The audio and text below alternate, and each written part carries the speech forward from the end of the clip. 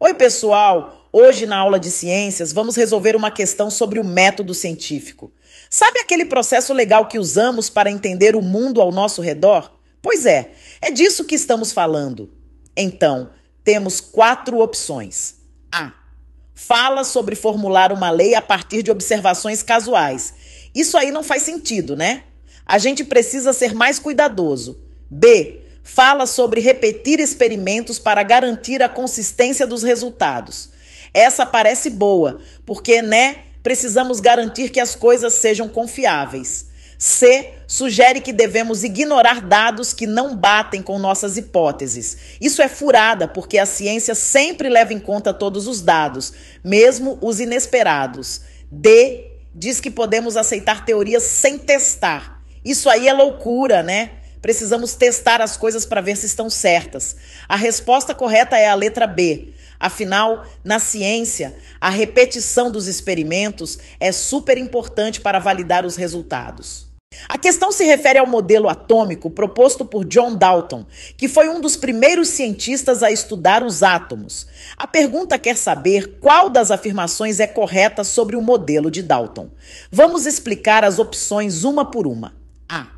Os átomos de diferentes elementos podem se combinar em proporções variáveis. Esta afirmação está incorreta no contexto do modelo de Dalton.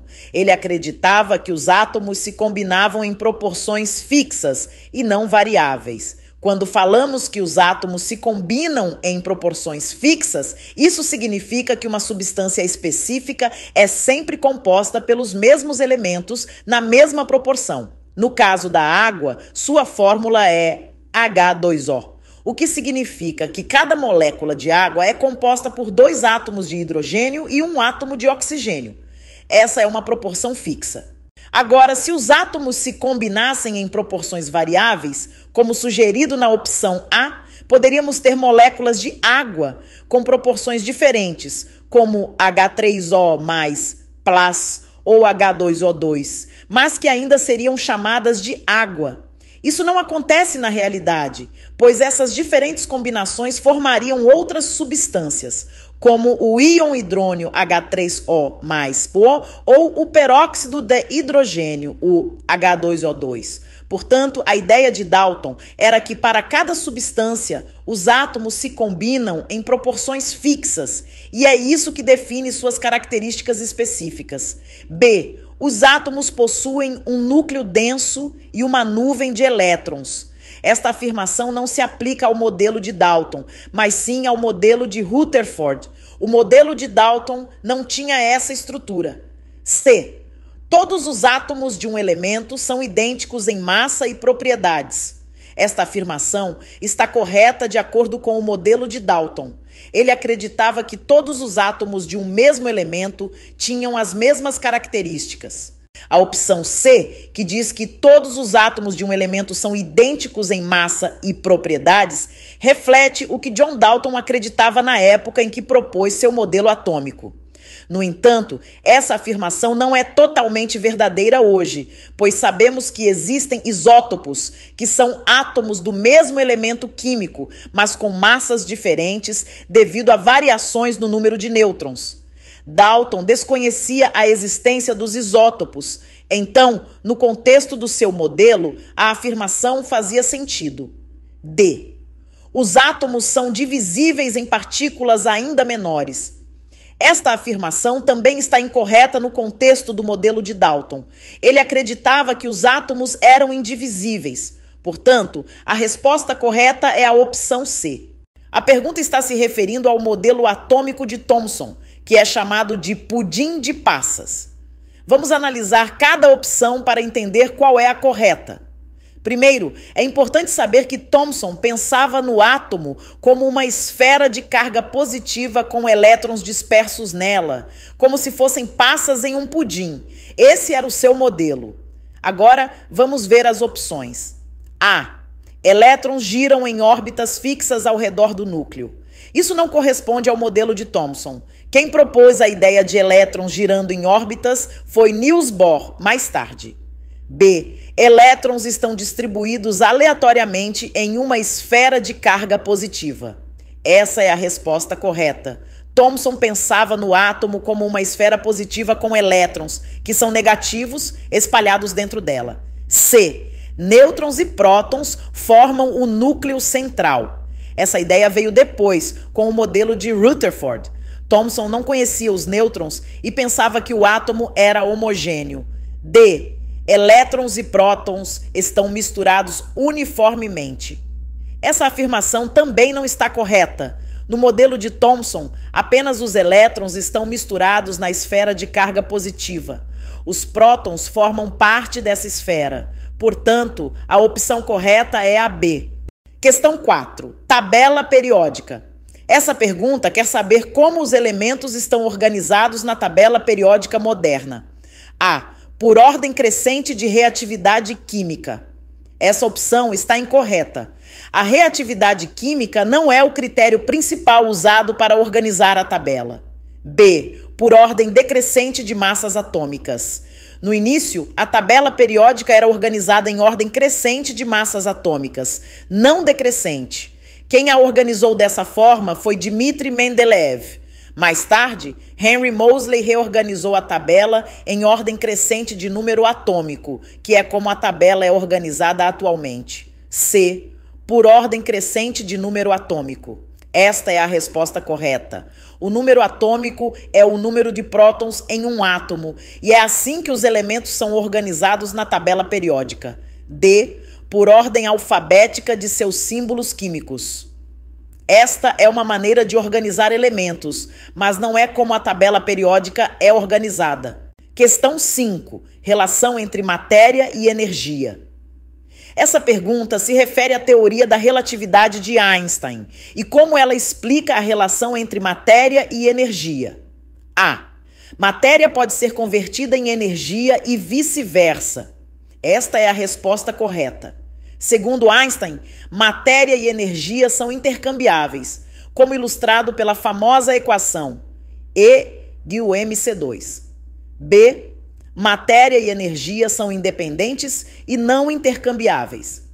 Esta afirmação está incorreta, pois Einstein mostrou que matéria e energia são, de fato, intercambiáveis. C. A energia é uma forma de matéria. Esta afirmação não é precisa. Embora a matéria possa se converter em energia, elas não são a mesma coisa. D. A matéria cria energia, mas não o contrário. Esta afirmação está incorreta, pois energia também pode se transformar em matéria. Portanto, as respostas corretas são a opção C para a questão 4 e a opção A para a questão 5. Vamos focar agora na questão sobre o modelo atômico de Rutherford.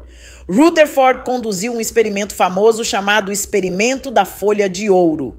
Nesse experimento, ele bombardeou uma fina folha de ouro com partículas alfa, que são núcleos de hélio. Ele observou que a maioria das partículas atravessava a folha, mas algumas eram desviadas em ângulos grandes e algumas até ricocheteavam. Agora, vamos analisar as opções. A. Elétrons em órbitas definidas. Essa afirmação não é relevante para o experimento de Rutherford. A ideia de elétrons em órbitas foi desenvolvida posteriormente por Niels Bohr. B. A existência de um núcleo pequeno e denso. Essa é a resposta correta. Rutherford concluiu que, como algumas partículas alfa foram desviadas em ângulos grandes ou ricochetearam, isso significava que a maior parte da massa do átomo estava concentrada em uma pequena região central, o núcleo, que é denso. C. A distribuição uniforme de carga positiva. Essa ideia é parte do modelo de Thomson, que foi descartado pelo experimento de Rutherford. D. A imutabilidade dos átomos. Essa afirmação não é relevante para o experimento de Rutherford. Portanto, a opção correta é a B. A opção A fala sobre elétrons em órbitas definidas. Isso significa que os elétrons se movem ao redor do núcleo em trajetórias fixas, como planetas ao redor do Sol. Essa ideia foi proposta por Niels Bohr, não por Rutherford. Bohr usou o modelo de Rutherford, mas ele adicionou a ideia de que os elétrons orbitam em trajetórias específicas. O experimento de Rutherford não estava focado em como os elétrons se moviam, mas sim em mostrar que o núcleo do átomo é pequeno e denso. A opção D afirma que a imutabilidade dos átomos foi uma descoberta do experimento de Rutherford. Imutabilidade significa que os átomos não mudam ou não se transformam. No entanto, o experimento de Rutherford não estava relacionado a isso. Rutherford realizou um experimento com uma folha de ouro e partículas alfa. A descoberta mais importante desse experimento foi que o átomo possui um núcleo pequeno e denso, onde está concentrada a maior parte da sua massa. Ele não estava focado em mostrar se os átomos mudam ou não. Portanto, a opção D não está correta porque não tem relação com o que Rutherford estava investigando. Vamos detalhar as alternativas das questões 7 e 8 de forma bem simples. Questão 7. Diferenças entre os modelos atômicos. A pergunta quer saber qual das afirmações diferencia o modelo atômico de Bohr do modelo de Dalton. A. Bohr introduziu órbitas definidas para os elétrons. Esta é a resposta correta.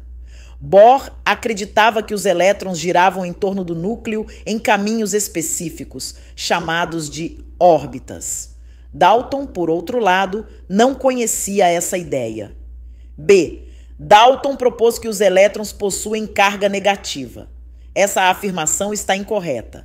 Dalton não se concentrou em cargas elétricas. Bohr sabia que os elétrons são negativos, mas essa informação não é uma diferença entre os modelos. C. Bohr considerou que os átomos são indivisíveis. Essa afirmação está incorreta. Dalton foi quem pensava que os átomos eram indivisíveis, enquanto Bohr já sabia que os átomos tinham partes menores. D. Dalton incluiu a presença de nêutrons no átomo. Essa afirmação está incorreta. Dalton não conhecia os nêutrons, pois eles foram descobertos muito depois. Questão 8. Elementos e a tabela periódica. A pergunta quer saber qual característica não é usada para classificar os elementos na tabela periódica. A. Configuração eletrônica. A configuração eletrônica se refere a como os elétrons estão organizados em torno do núcleo de um átomo. Essa informação é importante para entender as propriedades dos elementos e é usada na tabela periódica. B. Número de prótons no núcleo. O número de prótons em um átomo é conhecido como número atômico e é a base para a organização da tabela periódica. C. Temperatura de fusão. Esta é a resposta correta. A temperatura de fusão, que é o ponto em que um sólido se transforma em líquido, não é usada para classificar os elementos na tabela periódica. D. Propriedades químicas e físicas. As propriedades químicas e físicas são usadas para organizar os elementos em grupos que compartilham características semelhantes. Vamos explicar as questões 9 e 10. Questão 9. Princípios do método científico. Essa pergunta quer saber qual é a variável independente em um experimento para testar se a luz solar direta afeta o crescimento de plantas. A. Tipo de planta usada. O tipo de planta é uma variável que você controlaria, mas não é a variável que está sendo testada. B. Quantidade de água dada às plantas. A quantidade de água é importante, mas não é o que está sendo testado. Seria uma variável controlada. C. Exposição à luz solar. Essa é a resposta correta. A exposição à luz solar é a variável independente porque é o que você está mudando para ver como isso afeta o crescimento das plantas. D. Taxa de crescimento da planta. A taxa de crescimento é a variável dependente, pois é o que você está medindo em resposta à luz solar. Portanto, a resposta correta é a opção C. Questão 10. Lei periódica moderna. Essa pergunta quer saber qual característica dos elementos é a função periódica conforme a lei periódica moderna. A. Números de nêutrons. O número de nêutrons varia entre isótopos do mesmo elemento, mas não é a característica principal usada para classificar elementos. B. Pesos moleculares. O peso molecular é a soma dos pesos atômicos dos átomos em uma molécula. Não é uma característica periódica dos elementos. C. Números atômicos. Essa é a resposta correta. O número atômico é o número de prótons em um átomo e é a base para a organização da tabela periódica. As propriedades dos elementos mudam de forma periódica conforme o número atômico aumenta. D. Níveis de energia dos elétrons. Os níveis de energia são importantes, mas a organização periódica baseia-se no número atômico. Portanto, a resposta correta é a opção C.